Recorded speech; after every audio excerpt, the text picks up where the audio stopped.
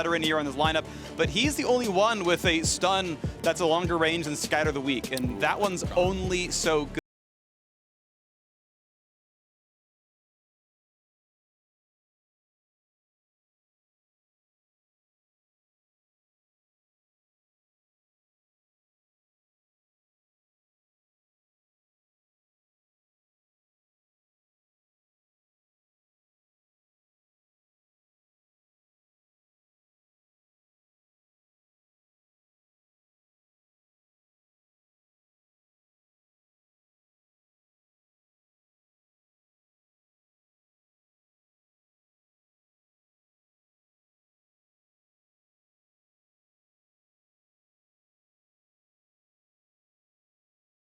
United try to fly in and hard engage on champions such as the Syndra to pick them off while Jack's in a side lane trying to create advantages. That's what they're really looking to do, and we'll see if they are going to be able to create those types of advantages or if Suning are going to be able to really just escalate the lead in the top lane, pick up the pace in the early game. Because we saw, against Team Liquid yesterday, it was Ben actually playing, and he was playing weak side with the Jax and still playing aggressively into impact. He has no fear, and Ben and SofM have been one of the most deadly top jungle combos in the LPL.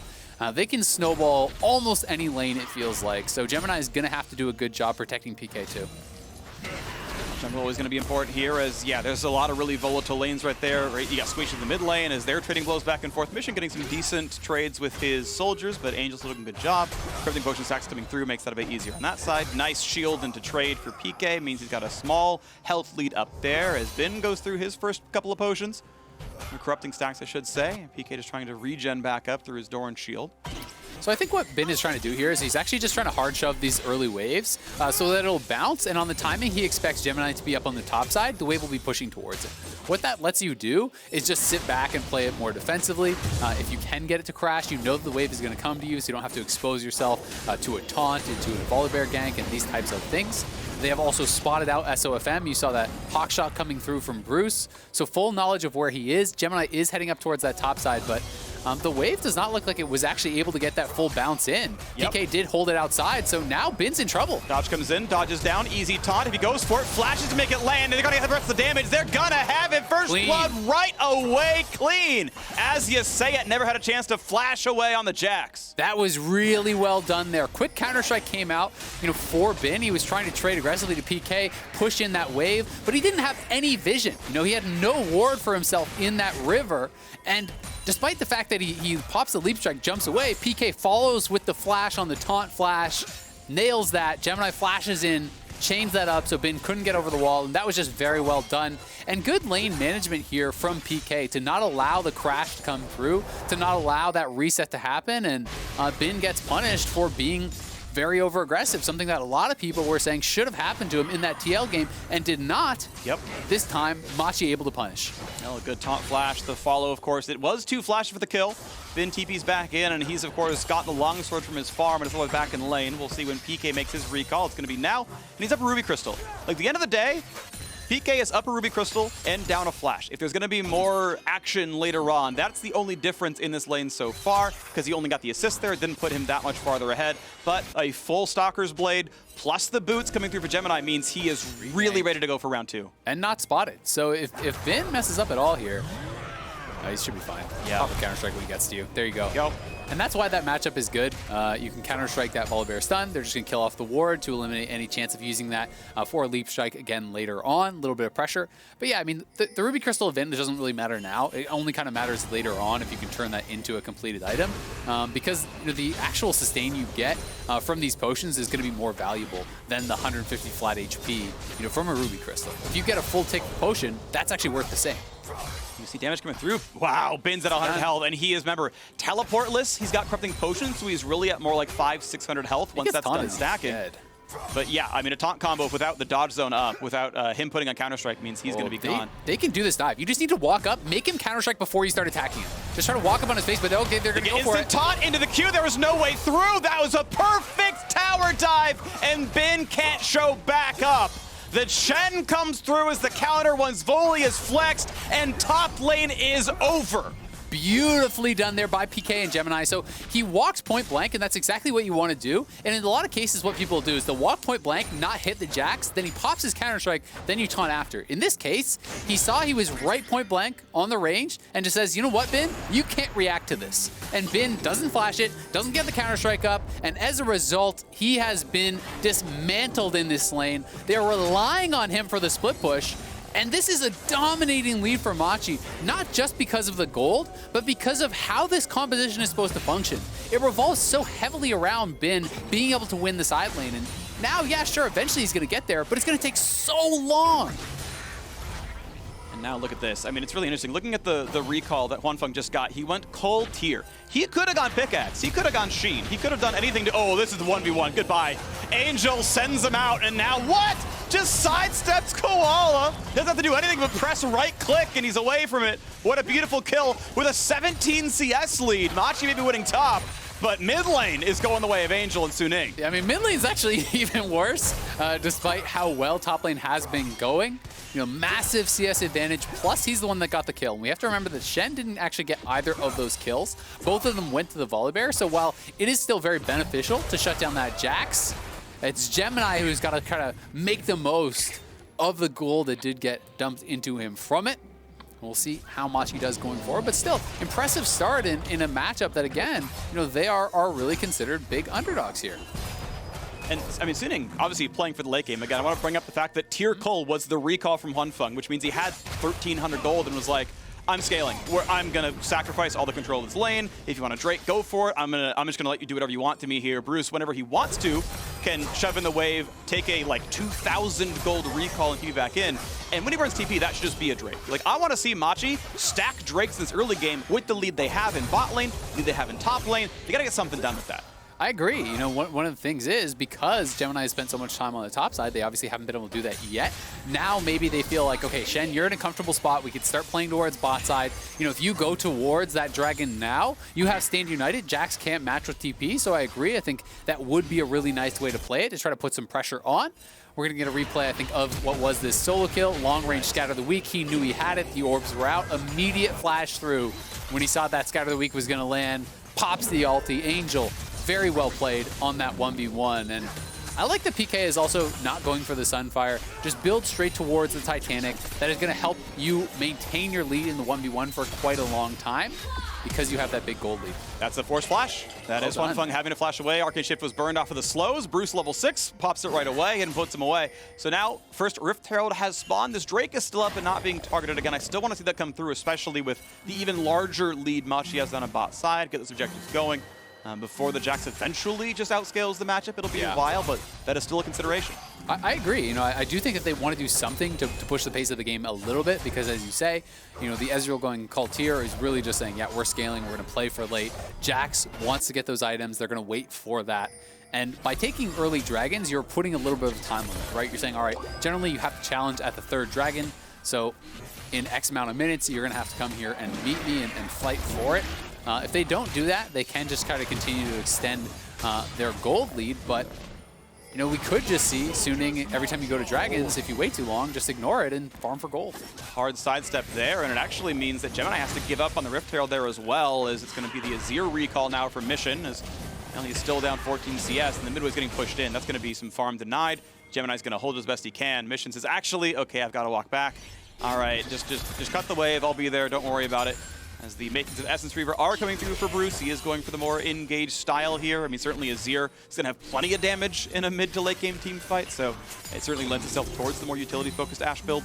Yeah, I like it. I mean, they're going to have to force, right? They're going to have to be the team starting things up, generally speaking. So you have Rakan to do that. You get the extra CDR on the Ashe. You are going to have more arrows, more opportunities to look for that.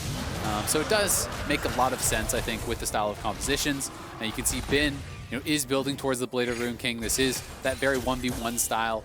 You know, going for the Triforce Death Dance, that's an option if you're feeling like you're going to have to kind of go more for that 5v5, but here comes the dive. Okay, ulti comes across. The ult, he was trying to keep Huanfeng, I think, alive for all, but he flashed away from it, still gets chopped down. Kill goes over to Bruce, and now the re-engage comes in from Bin's teleport. Gemini very, very low. The stun comes across, and a shutdown comes through. Revenge for the ganks. A double kill back for Bin, and Jax is online. Oh, that is so good for Suning and so tragic for Machi, who really mis-executed there. It looked like they had multiple attacks, not landing on that low HP Huanfeng. And then, because the Volibear didn't actually turn off the tower, he took so many tower shots on that dive. Almost died essentially just to the tower, and they even end up losing Bruce. So pretty tragic turnaround for them. I like that they tried to force a play, but they waited so long that Jax had to teleport to match, and him grabbing the double kill is just about the worst thing that could have happened to them. And PK tried his ulti, at least his summoner teleporters back up, but it didn't change too much around there. So Suning suddenly in a gold lead. In the blink of an eye, they were down about 1,000. They're now up a few hundred. Huanfeng gets himself a turret plate up the top side. He's still scaling. He's finally got the pickaxe, got some real attack damage. We can watch that dive yet again. Yeah, so here it is one more time in the Axe replay. You can see Volibear going in, expecting Huanfeng, I think, to kite away, but then this is where you see the W over on his SwordArt, and then gets bound up against the wall. The tower is on him the entire time. They all get CC chained down as the Counter-Strike landed on Bruce into a Scout of the Week. He gets ulted, erased by Syndra, didn't have a chance to get his flash out. Yeah. So multiple kills coming down. Really quick roam from Angel. That was not a TP from him. He saw the play coming. Oh, SwordArt. Moved He's got Journey. Yeah. Yeah, Caretaker Shrine plus Barrier, or not Barrier, sorry, but Guardian. Ended up just giving about probably 200 health, in functional durability back over to Huanfeng. And it meant that, yeah, it was 2 more autos that, Bruce on just the BF sword really just, took him a little while to get through, and it bought time for the rest of the team. So now we're back to an equal game. Right, gold is basically identical. Machi are up a Drake. They're fighting for the first Herald, so certainly not out of this game. I'm just always concerned about a Jax with 2 kills, so that is still going to be in my mind, and I'll say it every 5 minutes and just check in on how Bin's doing.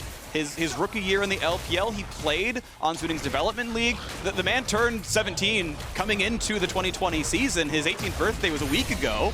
This man is going to be the win condition here on a world stage where Suning, I don't think they want to be 1-2 to start the group stage. No, not at all. And I think they're actually in a much better spot now.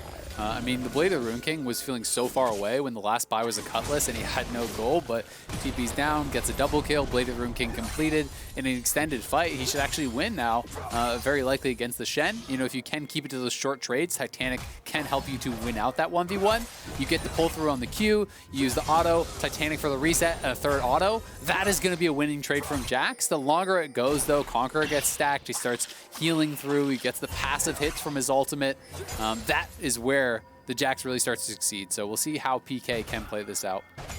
And PK dropped a little bit of CS there as he pushed the wave in, but he's just mostly trying to shove the wave and get away from this one.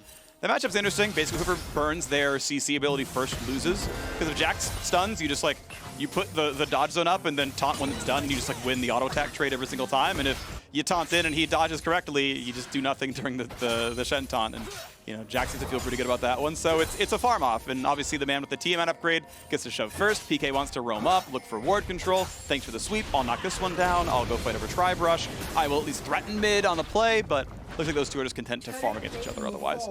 Yep, definitely the case. SofM, he has not really been involved in much of anything, but as a result, he has been power farming. He is up 40 CS on Gemini here. Gemini had a lot more impact in those lanes. You can see PK just taunting away, but the leap strike is up, and Bin wants it. Pull through on the Q, but Bin's feeling great on Rune King. So teleport comes in, PK gets another shield, he's got a kite back, flashes away for safety, and now the re-engage, the scoop back. When's the dodge gonna come up? When's the taunt gonna come back? Goes over towards Mission, can't find the kill just yet. He's trying a lifesteal, and finally Mission finds the kill. It was a 3-on-1, but it came through in the end. You know what's concerning about that is that it took multiple flashes and 3 members when he's on one item, right? We saw PK force the flash out, Mission TP's in, Gemini's there, and Mission still had to flash away from the one item Jax. So yes, Bin went down, and they're going to be able to take the tower here after that, but it does show you just how powerful this champion can get. Wow. And Angel actually able to defend it. They didn't have the confidence to walk forward and get any damage down on that tower, because Angel is pretty strong, is level 11, and they didn't know where SofM was, so they were perhaps worried without cooldowns on Mission of SofM arriving and Angel and him being able to take him down. Yeah, Gemini's ult, of course, already down. Mission, half health and an Azir. That is definitely a Syndra one-shot in the making, so they couldn't step up for the kills, and well played to Angel to keep that turret alive. No one has gotten first turret yet. Wait to see if that ever does come through. You have to imagine at some point in this game, a turret will indeed fall, but it's just not going to be in the first 15 minutes. The other thing you've got to note is, despite the fact that Mission has kind of pulled it a little bit closer in the farm, he's really on the bargain bin right now, right? He's got 2 Doran's rings, he's got some Merc Treads, a dagger, an Amp Tome. Now he just had a lot of gold, so it looks so much better. But I was like, wait, how does this item? Yes. What is happening here? His opponent has Ludens plus Sork Boots, so looking a lot better now. And we'll see how he's going to be able to perform in those team fights, because that really is his strength. All right, well, here comes the taunt coming across. Finds a bit of a slow, but it's still a lot of damage. His Bard keeps landing the autos, landing the Qs. Dodge comes back in yet again. PK trying to stay alive, and I don't hate this one because you can probably get your dodge back up in time. He steps sideways, gets some Ezreal shots in. He's at 100 HP, and he cannot get away. SwordArt finds himself a kill. It's 4-4. Bruce TP's in just now. Arrow might have been helpful, but never came out, and so now it's under the tower for Bruce, taking a Q, almost stunned up by SwordArt. Yeah, if that Q lands, he's just dead, so a little bit risky there. Mission, you can see the Bin's on the hunt, perhaps. Doesn't have flash, neither player do, so perhaps not confident to actually close the gap with the Azir ultimate available. Should be able to disengage that one pretty comfortably. So Bin not going to go for it, just going to continue farming up, but a nice play from the Suning bot lane. They're going to be able to take this tower now as well. Bruce had to go back to base. SofM just really farming so heavily, though. I mean, he's the same level as the solo laners right now on Machi. He's 2 levels up on Gemini, and really getting so much just out of this free time that he was given. He's always been a very farm-hungry player, despite the fact that he likes to build utility oftentimes, you know, kind of famous for the Tank Lee Sin style builds. He always has very, very high farm numbers. Yeah, he's a really efficient player. I love it. I mean, the man loves gold so much. He's gotten so many silver medals. You have to imagine the man wants some gold at some point in his life. I mean, he's running around at like 8 different things so far. It's actually kind of incredible. But either way, coming through into this one, yes, I'd want to see if Suning can get themselves to the second win. Tied first in the group. They've got a 500 gold lead right now. And Koala on his way towards the top side, just getting some wards for the TP play. You know, PK can show up behind that one and go for a tower dive. You have to imagine as, you know, Angel's showing up. There's going to be a Shen behind him in a second, and that's going to be dangerous. Yeah, I mean, we see Rakan is here, the Volibear, but actually really intelligent pink ward. He anticipates where that would be if it was warded over from that Gromp. So actually drop that pink ward in the lane, denies any potential of that play, just sits back, allows the turret to go down. I mean, Machi are still in a good spot, right? Like, this is still even gold. You were just kind of dreading the eventual scaling of that Jax, but Machi are going to have the advantage in the 5v5 pretty much permanently. So it's just going to be on to them to really be able to force, really be able to create advantages, because they're going to have to find engages. Since they didn't use the Dragons as a tool to accelerate the game and force the Jax to come to them, I mean, it's 1-to-1 on Dragons. We're approaching 20 minutes, right? You know, it's going to be forever before Soul is even threatened. So Machi don't really have that as a lever to push the Jax into 5v5. So they're going to have to find dives. They're going to have to find side lane advantages. And I think that's just a lot harder to do, so we'll see if they're going to be able to execute on it, because thus far they haven't been super proactive with Shen ults and Rakan engages. Big stun, though, on the front line. Goodbye to Koala. Re-engage, not going to find either stun as Angel keeps cutting away, but Volibear is back to the re-engage, and a flashless Syndra, you have to believe, gets chopped down. Gemini finds yet another kill, the kill leader on Machi right now, as they tied up 5-5. Nicely done. Trade of kills, but it is the mid laner, and the mid laner flashed to kill off Koala. So definitely not worth it for Angel. It was also a shutdown. You know, it's unfortunate for Machi that all these kills are actually going in the pocket of the Volibear, who's not going to be as useful with that gold as, say, the Azir or even the Ashe. But on the bottom side, all this pressure that they did create allowed Bin to have a lot of free time, and now it's potentially a smite fight over this, but Nidalee's up 2 levels and has Q execute. Missions here, though, and with the chance of a scoop, it's SofM pushed away the flash combo. Go for this one, SofM. Isn't available, though. Waiting for the way to get over the wall. Ulti from Bard to buy some time, and he's just kiting around. He's waiting for his team. Javelin, oh, you gotta be kidding me. It's taken away. SofM gets it. Magical journey out for SwordArt. Re-engage for Koala, puts down a half HP. Huanfeng over the wall. Nearly lands the ultimate. That would have been the kill. It's gonna be the kite away for Machi still, though. Well done to SofM for getting that one, and now Gemini is on the run at half HP. Wants in for more. 2 more will kill kill him. Gets the shield, look for the next spell, can't land the javelin, but the red smite could mean it. Here comes Koala, flash to stay alive. He will not be stopped. SofM goes for the pounce reset, goes to jump over the wall, gets away. He can't keep getting away with it, and yet he does. Barely can Phreak, just chasing down multiple members. Shen even TPing in to try to stop it, but Machi was so uncoordinated on that turn. You know, Volibear, it looked like, just didn't have his Q cooldown. He didn't have the stun available. So Azir flying in to actually scoop the Nidalee in. That's great if Volibear is getting the stun ready and you're actually scooping him right into that stun, right into the Volibear E, and you're bursting him down. But Volibear had actually already used all his cooldowns. He was hitting the Rift Herald, so he didn't have anything available. And to add insult to injury, SofM actually steals the dragon. You know, Gemini is like kind of like, well, what am I supposed to do here? And that was actually a smite that went down from Gemini. He tried to combo it, and then even his Q, he wasn't quite behind the Rift Herald, so his Q did not count as hitting the Rift Herald on the eye there. It just counted as a regular auto attack. So that is what he was trying to combo with the smite. Failed to get in the position to do so. As a result, it gets stolen away at very low health. Gotta be frustrating for him. This time around, they grab second Drake here. So Machi on the way towards Ocean Soul. Gemini slowed up though. Dodge Zone comes in. They can wait around for this one, but now it's timed out. And PK has to be on the run. Thankfully, he has dodge, gets away, but the re-engage, a double root. This is going to be the play. SwordArt does not find the stun though. Still going to be enough to chase on down. PK forced to run. Javelin going to land on a tank, and it's going to be Machi running away just barely. I mean, all of a sudden, Suiting's up 3,000 gold, right? You know, this was a Machi advantage, and now they are falling pretty far behind. SofM really starting to take over this game, it feels like. They're going for the scoop, though. Nice pick. Nice Rima shuffle, does find him a kill, but as you mentioned, a 3,000 gold lead. Uh-oh, that could be a kill on the bottom side as the turret falls down. Looks like everyone else is going to stay alive over there, but it looked like danger. Regardless, yes, mid lane falls, and the gold lead is now bigger. It's 3,500 because you take a turret kill over a champion kill every day of the week. Huanfeng just grabs the farm in mid lane. And it's also the allocation of resources, right? Like, Machi had 5 people down there to kill off the support. Ezreal got, you know, all that golden experience by himself mid lane. And they're really starting to get pinned in here. They can try to work towards that eventual Ocean Soul, which would be enormous for them. You know, having multiple frontliners, it's going to be extra effective. It's hard to burst down the Volibear or the Shen before they do get value out of it. But Triforce is now complete. And Jax is going to be more and more of a threat if he wants to go for that kind of more teamfight style build instead of the split push. He can go towards Death Dance as well, and that can be very effective. Ooh, nice play by Koala. Arrows landed perfectly. Goodbye. Cruz finds the second kill. Yes, indeed, with the jungler dead, that's a possible play. Angel in bot lane with no teleport. PK clears away the ward. Sweeper sees some of the members. Machi sticking around. Angel going to be part of a 4v5. They're going to start it, and Koala's on the side. So Koala could potentially look for an engage, but he has no ult or flash. So honestly, the turn isn't that threatening. We'll see what Machi can get done here. Huanfeng marks Koala, push them away. Nice Bard ulti, SwordArt wants this one up. Easy Q. Gonna find only a slow on a PK, couldn't find the stun. Angel finds the stun though, and now he's gonna be left alone. Ulti not gonna kill, Exhaust is good. Taunt is even better. Angel will barely fall, but 2 kills go back as he and Huanfeng pick up 2, and now Mission's gotta be careful. Getting shot over the wall, and Ben finds the third. Slows down on a Koala, looking for the dodge, looking for the stun, not gonna find it. But that is a great Baron stop. And now it's probably a Suiting Baron because Gemini is down, PK is down. They have lost full control, and SofM is back on the map. Huanfeng has already started this up, and Nidalee is chugging out on the map.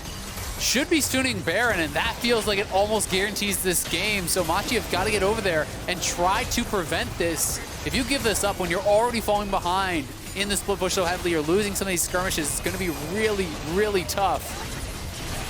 Difference 4,000. Yeah, 2v5 not gonna happen. Well, smited SofM guarantees it. 1-1-0, 201 CS. He's nearly flame horizoning Gemini right now. 3-level lead. We are into the mid game, and it's looking really good for top jungle. It's just such incredible team fighting from Suiting. Machi really has played a solid game, but Machi is going for plays when they don't always have all the cooldowns, all the abilities they need to try to go for it, right? You know, if this is a play where Koala has ult flash and you can get back onto that Ezreal and have that immediate engage and kill, it could work, but they didn't have those tools, and as a result, yes, you get on top of Angel. It was a great exhaust from Koala, but Huanfeng was untouched, and he is getting so much damage out in the back line, and as soon as those multiple members start falling for Machi, you have no chance in the chase down with Jax and Ezreal flying forward and looking to take you out. Looks like Suning about to take out Machi here in this game. 24.5 minutes in. Yeah, they're not dragon stacking, but that gold graph from 15 where it was even to 25 where it's not even close. This has been a lot of gold per minute, about 600 over and over and over again. Machi are running out of space to find themselves into this game.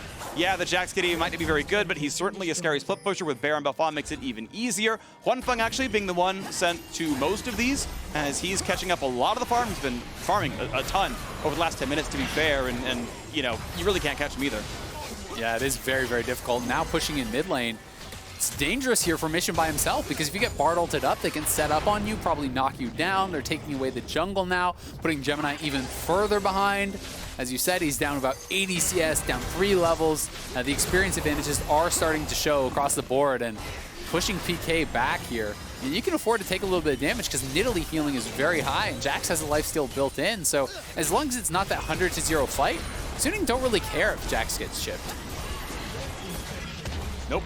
Completely fine with this one. Ruin King's the wave, and yep, back to full HP, no problem. Auto attacks were great in this one. And the siege can continue. Baron buff still on for a full minute. Suning looks to go back towards the mid lane there. A chunk in the mid lane turret. Huanfeng just so terribly safe. He's got his flash up. He's got a QSS. He's Ezreal.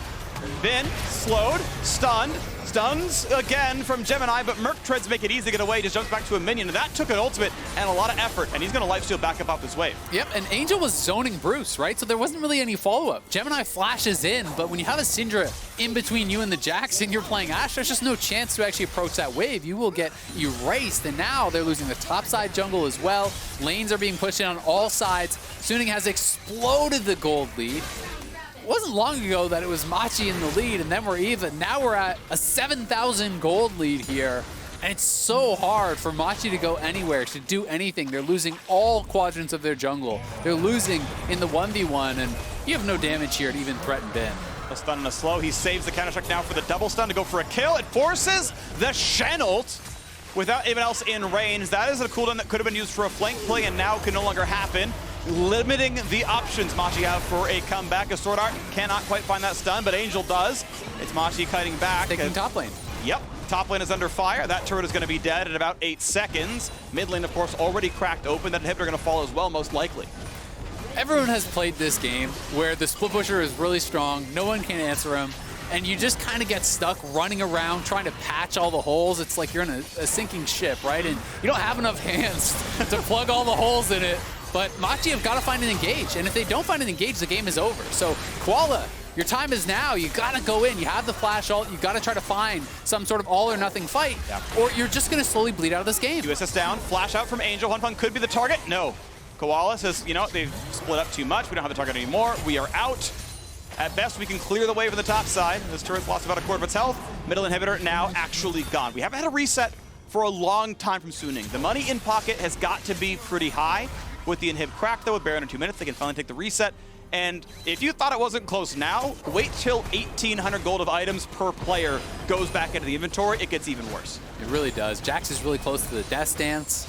He did base, I think, more recently than some of the rest, so he may not have it just yet. But he is, you know, when you get to this part of the game, where you're farming not only the waves, but your opponents have lost control of the jungle. You're farming Krugs on cooldown as the Jax.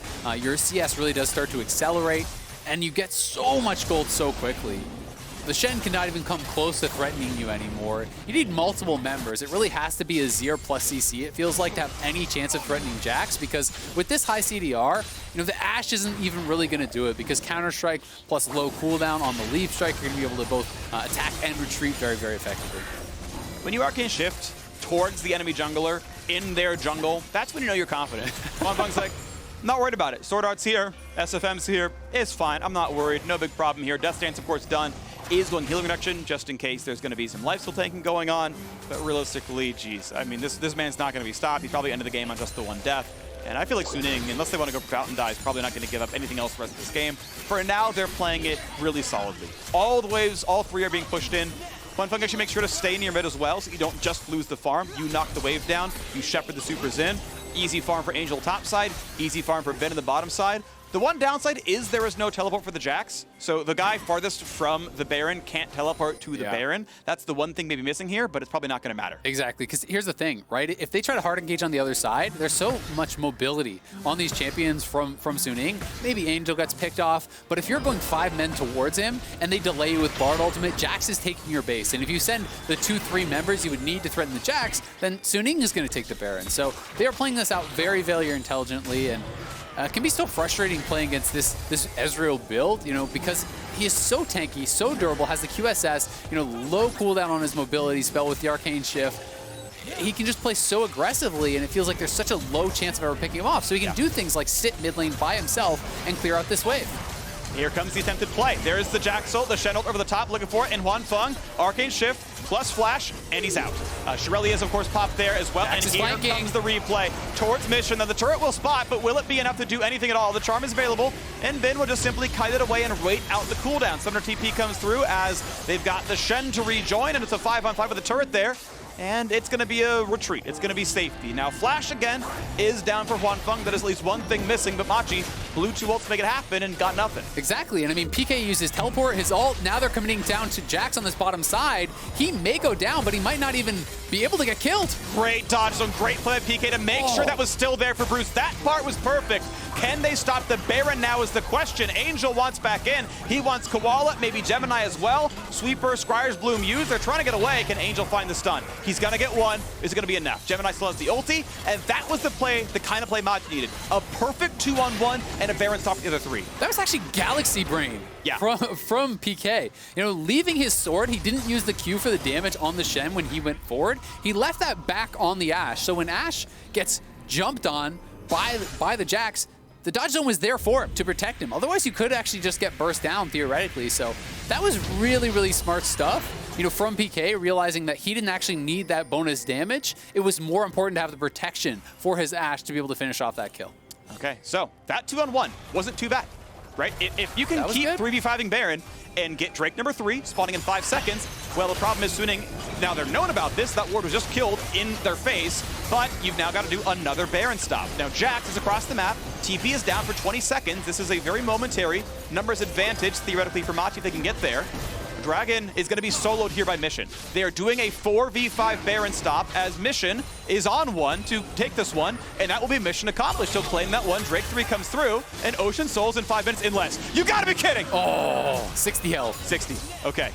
That was close, and that's actually big, because now you do have some light at the end of the tunnel. You're saying, all right, maybe. If we can get the Ocean Soul, we can make it happen. But it is going to be tough, because even with that Ocean Soul, you still have to be able to find the fight, right? And Jax is just going to try to split you relentlessly, and you have to keep playing this back and forth very intelligently. If you slip up even once and get caught by a Bard ultimate, picked off, that could be the end of the game, because they really do need everyone on the map to be able to continuously prevent this. Suning just starting up the Baron non-stop. Hawkshot was just used, so now this may be that final nail in the coffin. Hawkshot looks like it's not available. Angel is zoning. Baron's looking gone. There's only so many cooldowns available. Hawkshot, even with an Essence Reaver, it's still about a minute-long cooldown. He's not going to get the steal. He's going to find a stun. Maybe there's at least a chance at a kill. Not going to find his way in. Gemini, so that's going to be them trying to run away. They get the taunt, though, onto Angel. Can they kill him? Over the wall he goes. Look at a big knockup. It's not going to be enough. Kill number 1, kill number 2 for Huanfeng. Now over the wall, it's time to get a third. Bruce is running away as fast as he can. There's a triple. There's looking at the quadra, but it's going to be SofM claiming the fit. The quadra's going to be good enough, and it's time to go for the base. Suning going to end the first round robin 2-1. Machi made him work for it off the top lane camp, but it was not enough. The better team today, the better team next week most likely as well. Suning tied for first at the top of the group to close out the first round robin. Machi really did make him work for it. I think a lot of people are going to be stepping up and taking notice of how strong this team is. But Suning's map play, their macro is on another level despite the early successful ganks from Gemini. Some really good play from PK to coordinate with his Volibear, take down the Jax multiple times. When Suning got unlocked on the map, you saw how quickly they were expanding the gold lead. You saw how SofM was taking away constantly the jungle camps from Gemini. Every time Gemini tried to go for a gank, he's losing camps on the other side of the map. He's falling 2-3 levels behind. And once Suning got that Baron, the gold lead just exploded. they were not able to stay in the game, and Suning really showing why they are a world-class team. They can play a lot of different styles, and they can run you all around the map. SwordArt against some of his old league mates. Took a long career on Gamma Bears and then Flash Wolves for almost ever. Joined the LPL 2 years ago. Has spent 2 years on Suning. Has brought them to Worlds, and definitely an outstanding player. His Bard was great. He got so many good ultimates. He went utility with the Kales and the Shrellies to make sure that none of the picks could happen. And once we were in a mid game, it felt like, okay, SwordArt can dictate when you go in. SwordArt will tell you, no, you can't go on us. And the split push finally happened. Bin, in his rookie year, the Jack split push gave all the map pressure they needed. Angel, beautiful stuff as well. I think his debut was also on Suning for about a year and a half on that roster. And this is a roster that is looking very, very good. Tied for first in the group. Of course, Machi only 1 game behind here as well. This is, as far as we can tell, the tightest group at Worlds. Yeah, it really is. I mean, both G2 and Suning now tied at the top. You know, Suning going to be thanking Team Liquid for taking down G2 because that allowed them to catch them with a win here today to put them back in contention. Because now, you know, if Suning beats G2 in the rematch, they could potentially be 1-1 with that team, but both teams beat everyone else. And now all of a sudden you're out in first place, and maybe you're dodging a Dom1 or you're dodging a Top, who are those teams that everyone is so frightened with. So it really does feel like every single game in the World's group stage is incredibly important because you have these behemoths waiting to potentially just sweep you out in quarters. Yep. So every team in this group has control of their own destiny. If you 3-0, you can guarantee first place without worst a tiebreaker or outright at 5-1. So stuff to watch for when the rematches come through in about a week's time. Now head to the